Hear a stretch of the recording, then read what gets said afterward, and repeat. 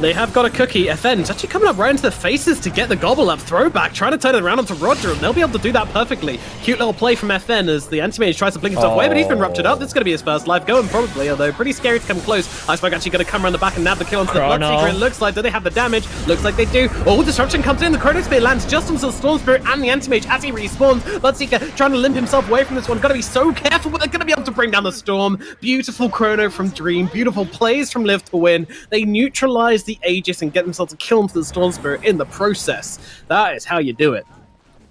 Oh, they were looking for that anti-mage kill too, but General making that clutch Berserker's Call onto the Void. I feel like he should have done it before the Chrono came out, but he really waited. He still gets the Void, saves the AM at least. The Storm does die, but that's okay. The Storm kill is not that big of a deal for Navi, I think. The anti-mage getting away is definitely going to be way more of a win here. And also Chrono's on cooldown, so they can just go again. Yeah, they need to. But watching that replay back, was the axe cool? I don't know, it kind of felt like he didn't want to blink into the Chrono there, I think is what his decision was. So he waited until the Chrono came out and then just tried to catch him on the edge, which he did so very, very well. Probably saved the AM, but couldn't save the Storm. General? Yeah, all the cookie lands. Oh no, oh no. Meanwhile, Vishin gets killed, Snake on the backlands, and actually faces Void! Faces Void! Oh my god! What the hell just happened? What? How did... he's dead, folks. Alright. That's a terrible trade now for Liv to win. 3 spins, 1,300 damage reflected by the Blade Mail. Vishin gets another kill. Jesus, spinning tops, eh? They're pretty strong. It was also because of Mask of Madness, right? It reduces your armor, so your physical damage gets reflected to you, and it does even more damage to you because the Blade Mail is reflecting physical there. Oh, oof. Dude, that's crazy. That's gotta feel so bad for Liv to win now. They finally found this axe. Finally, they're gonna get a pick off on him, and the Void dies for it. Yeah. Yeah. That's a face in the keyboard moment for the Void, unfortunately, because that's one of those things we didn't expect it. He doesn't expect it. It's just Dota. Sometimes she be a cruel mistress, and this time most certainly was the case. Yeah, and the anti-mage just keeps getting ahead of this Faceless Void. Now up 4,000, 5,000 gold almost. That's an entire big item B-Tune has over Dream here. And this is where the big difference is in this game. The 2 carries.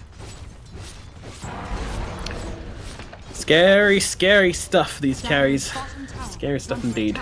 Well, Dire's bottom tower has fallen. Iceberg now has a BKB complete too. He's going to have a pretty easy time going into the backlines and shutting down FN now. Yeah, that's definitely going to be their main target, to try and just disable this player as they jump forward onto Dream once again. Emergen's going to come in, throws down the disruption. That might actually be enough to save him, but no, they get the Orchid out before the disruption comes through. Emergen's going to TP himself away. Dream dies for a second time in a row. His game has just absolutely been slammed into a brick wall. Bottom? FN. Okay, there's some interesting plays going on. Looks like they were looking for a very greedy play onto the Snapfire, and this has not really gone how they hoped. FN gets himself the double, and yeah, that was very greedy. Navi making 2 plays at the same time. They saw the anti-mage top, so that was like, okay, 3 heroes top, so Lina probably only has an axe down here. Let's try to make a play. They do really well in getting 2 kills. So this game's going to come down to FN now, I think. Like, the Faceless Void is kind of really falling off at the moment. Needs that BKB. But FN, if he gets to level 20, gets that low shredder, use your attack damage, it's going to be doing a lot of damage after that. He's already queued up the crystals. That's it. Yeah, he knows what's up. He knows his role in the game now. Exactly. Yeah, he did have the MKB queued up, but instead decided to go for the Chrysalis, realizing that they're probably going to need a bit of damage a little bit earlier than that MKB, which I think is definitely the right call. They are actually in a lot of trouble on this Live to Win side. Like 1 or 2 more fights, which go really badly for them. And, it's going to be second Aegis going the way of Navi, and then they're probably going to be on your high ground. Need some answers quick. So let's have a look at some items.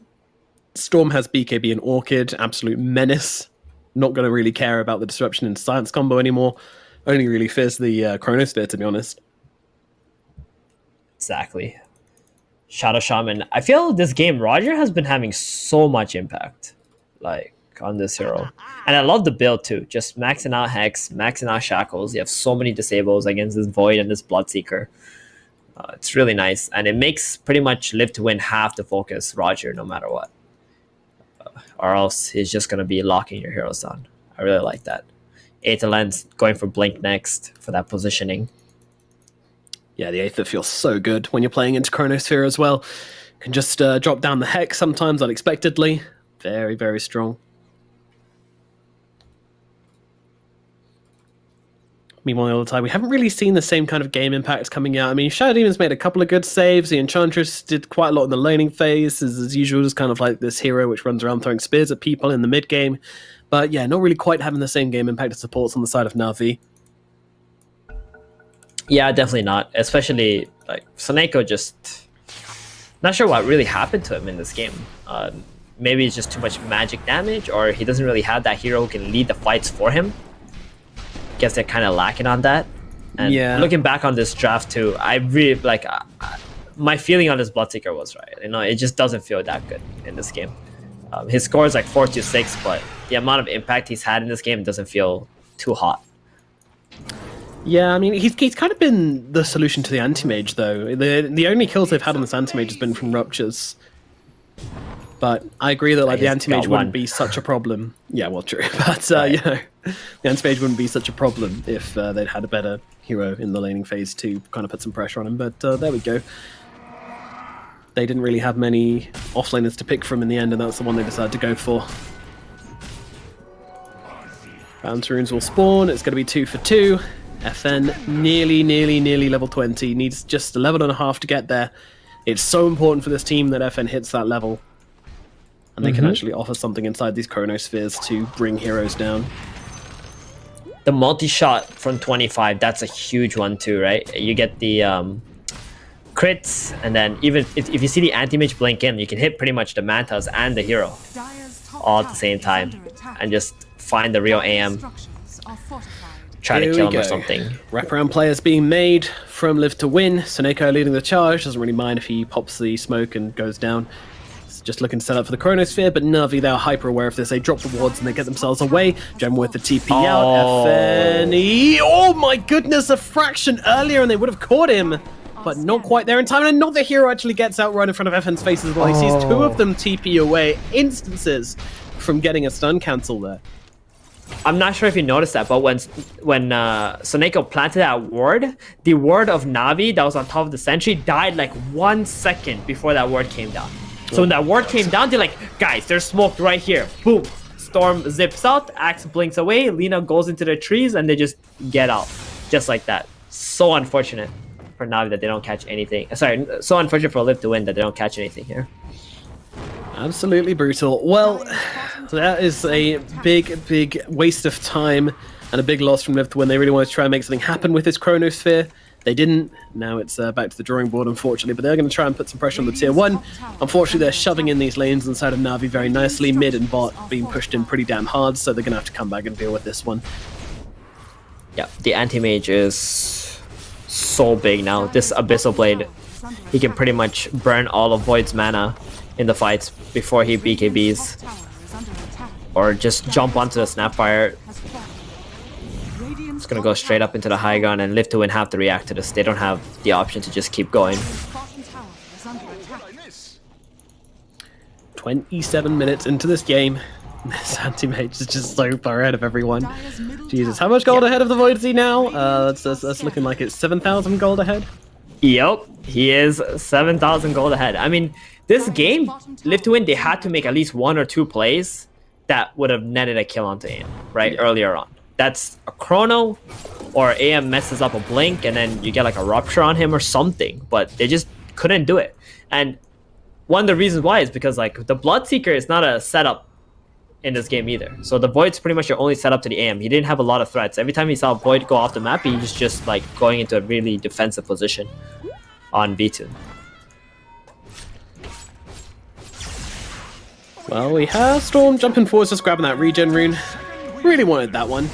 And now they jump forward onto the FN face. Oh my goodness, the Hex comes in onto the Faceless Void. That was pixel perfect from Roger. They bring down Dream and FN. The cause are gone. They'll move forward for more. Shadow Demon's going to drop a buyback, comes out from the Faceless Void. Not sure why though. This fight is already dead and buried. And Seneko, he's going to be going to the ground right next to his fallen teammates. Another hero dead. Iceberg with this regen rune doing whatever the hell he wants. That is just not good. That's just yeah, not that good. was a word. They had a ward on the high ground, and it was so easy for Navi to just find the best possible target, which was the Snapfire. No.